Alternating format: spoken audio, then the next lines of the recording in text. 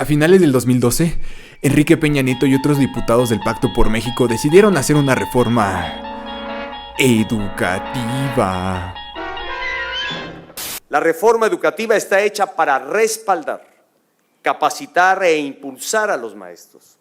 Si la reforma aterriza en poder garantizar los derechos de todos los trabajadores del magisterio por igual y que a su vez eso refleje un mejor desempeño en términos de que reciban capacitación constante y permanente, que sus ingresos mejoren, que los recursos para las escuelas donde dan clases sean lo suficientes y no sean tan lastimosos como hemos visto imágenes, en donde no hay techos, no hay bancas, dan clases abajo de un árbol, no hay baños, es insalubre los lugares.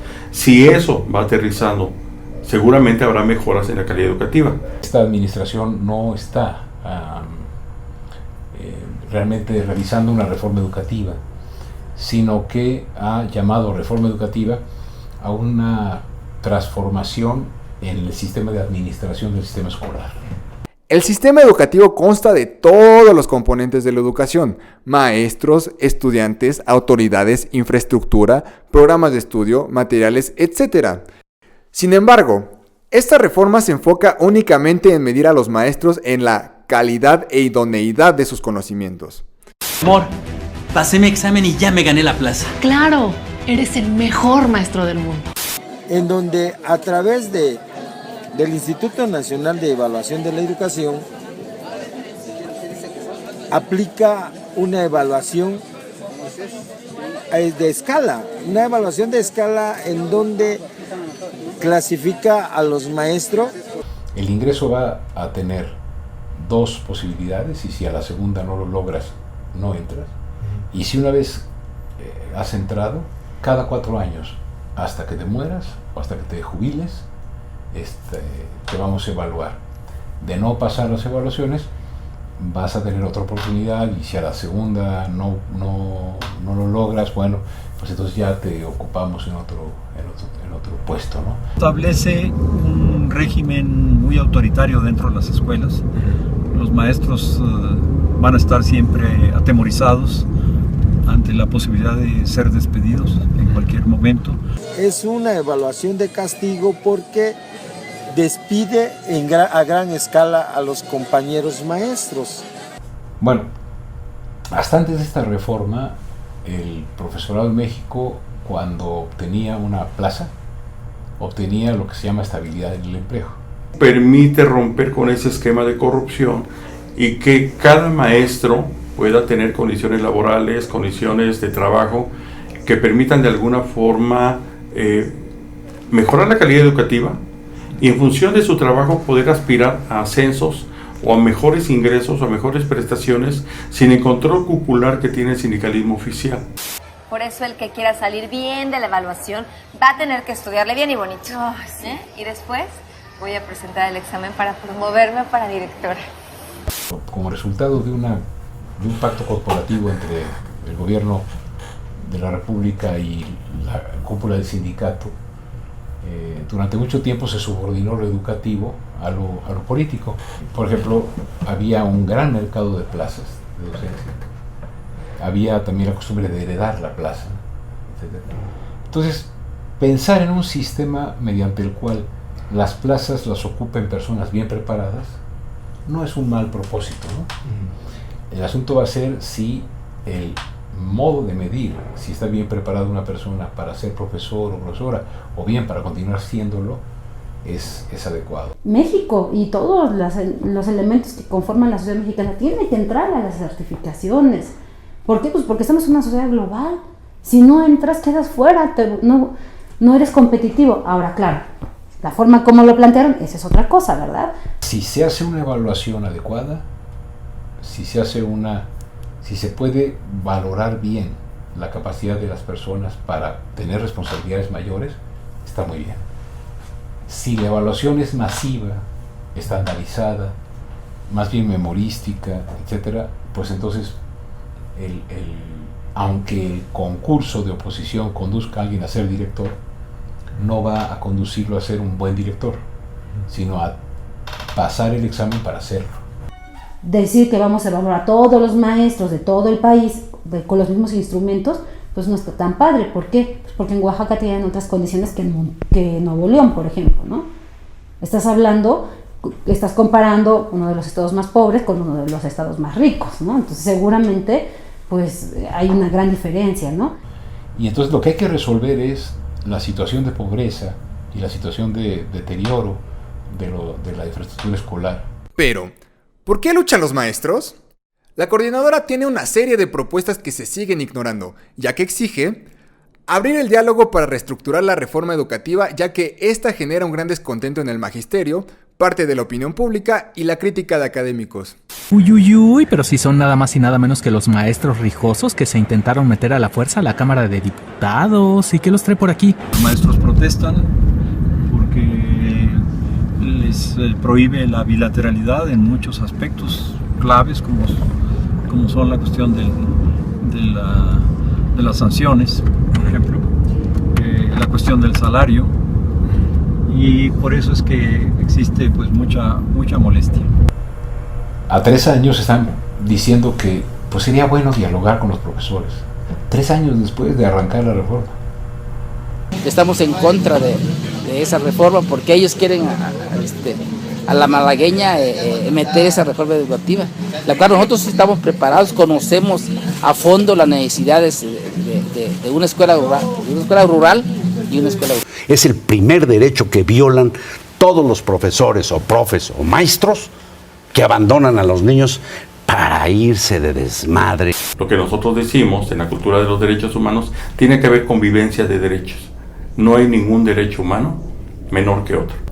Tú tienes derecho a manifestarte, yo tengo mi derecho a libre tránsito. Y esto tiene que convivir, no es encima del otro. Tú haces un trámite para que en tu casa o en tu calle haya destapen las alcantarillas. Te pasarás meses haciendo el trámite. Cierra la avenida más próxima y di que es porque quieres arreglar tu calle y te la arreglan. Los bloqueos a nadie agradan, ¿no?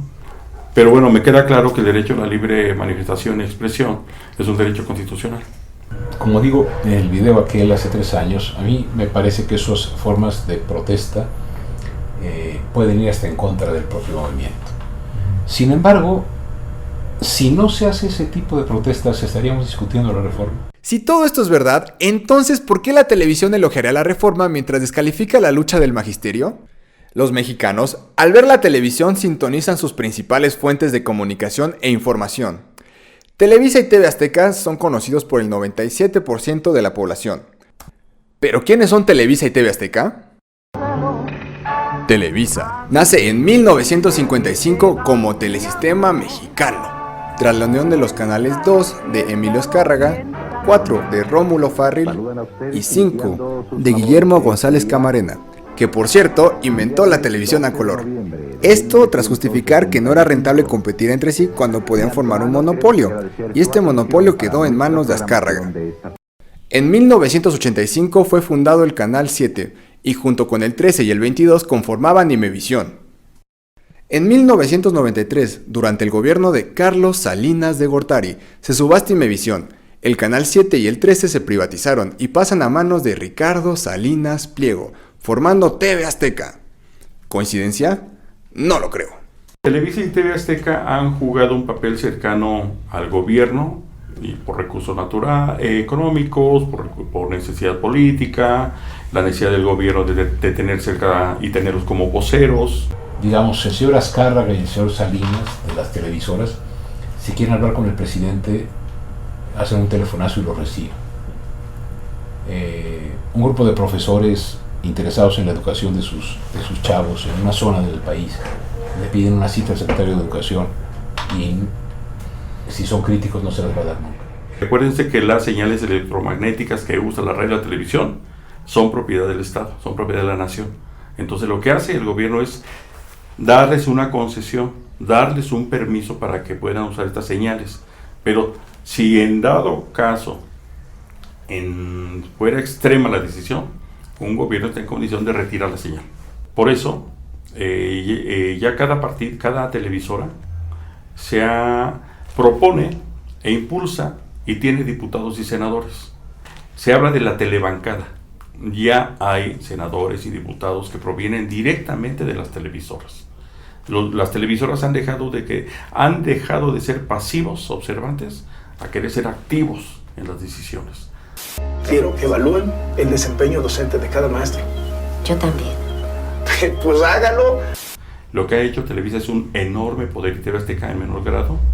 Y a partir de tener un público ya cautivo, lo que hace Televisa es, ahora les ofrezco mi visión informativa de las cosas. Ahora les ofrezco mi visión de lo que pasa en el país, y ahora yo les digo qué está sucediendo realmente. De quienes informan en la televisión, el 53% prefiere ver noticias de Televisa, mientras el 34% prefiere hacerlo en TV Azteca. La misma lógica de que los medios, determinados medios de comunicación, su funcionamiento tiene que ver con intereses de poder, atienden necesariamente indicaciones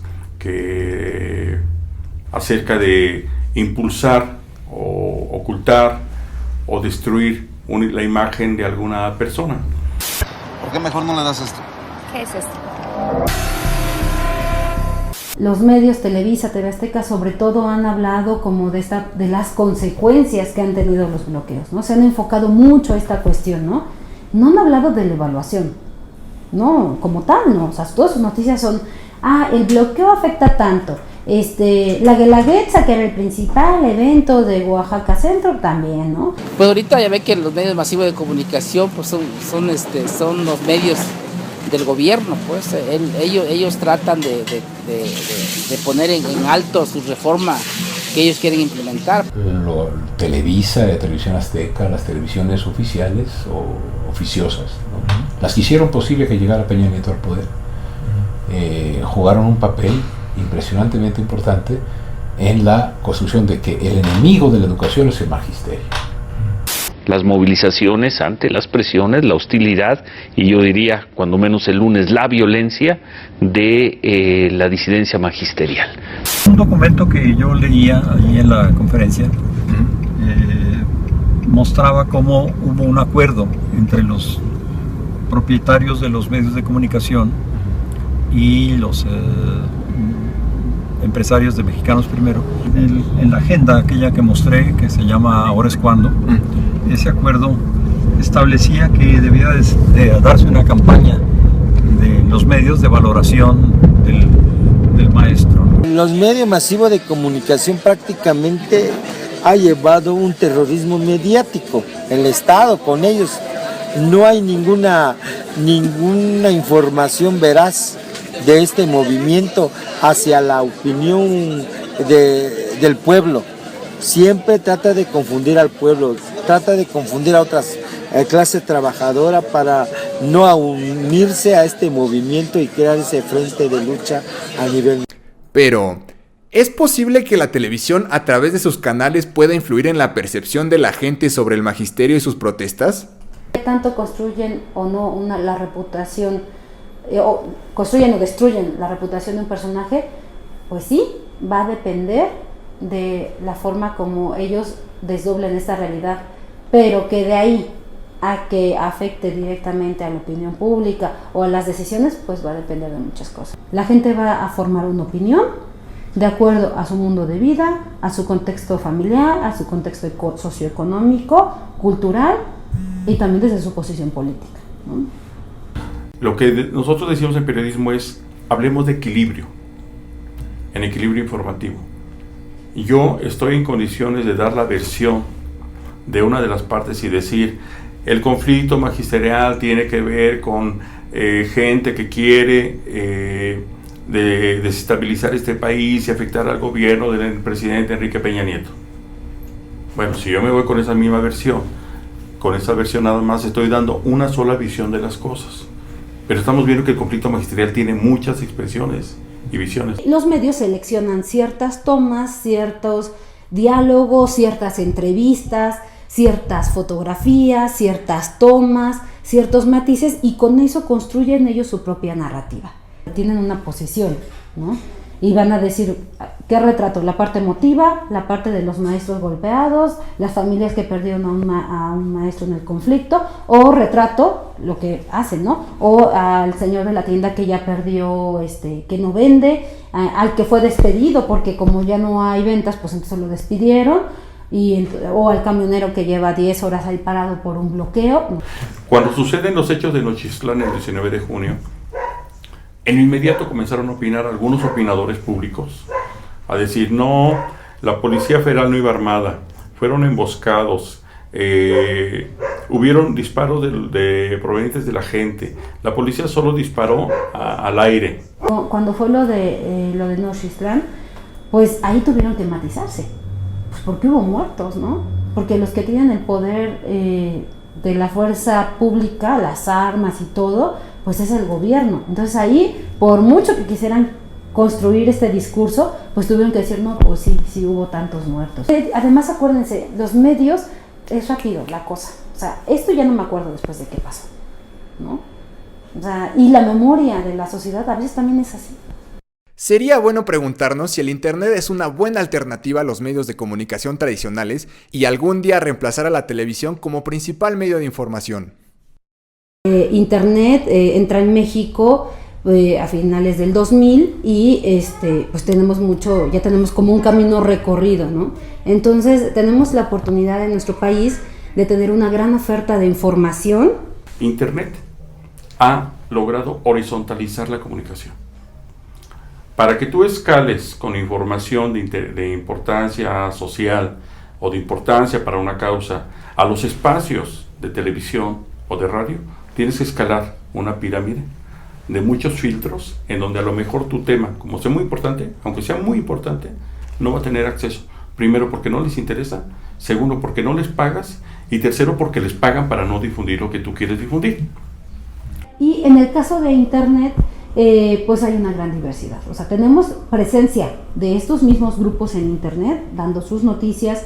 No es la misma noticia que tú ves en televisión, porque ahí pues tienes 20 segundos, 30 segundos. Acá ves reportajes, ves otras cosas mucho más extensas en Internet, en el mismo canal de Televisa o de TV Azteca, ¿no? Ves muchas más información, muchas más cosas, porque tienes el tiempo y el espacio para hacerlo. Una vez que se masifica el uso de Internet, viene a romper esquemas de comunicación y sobre todo que Internet se convierte, conforme ha ido avanzando la tecnología y hemos tenido acceso a los llamados teléfonos inteligentes, se ha convertido en un contrapeso relativo. Sigue siendo muy importante todavía la televisión.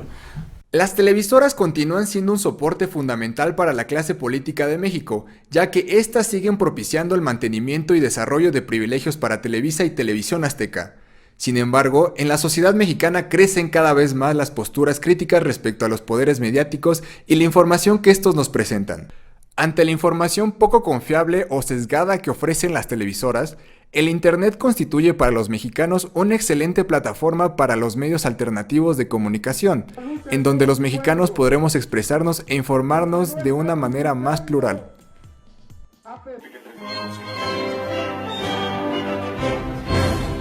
Mexicanos al grito de guerra, el acero a prestar y el rigor. La riqueza y petróleo del pueblo son vendidos por un gran traidor. La riqueza y petróleo del pueblo son vendidos por un gran traidor.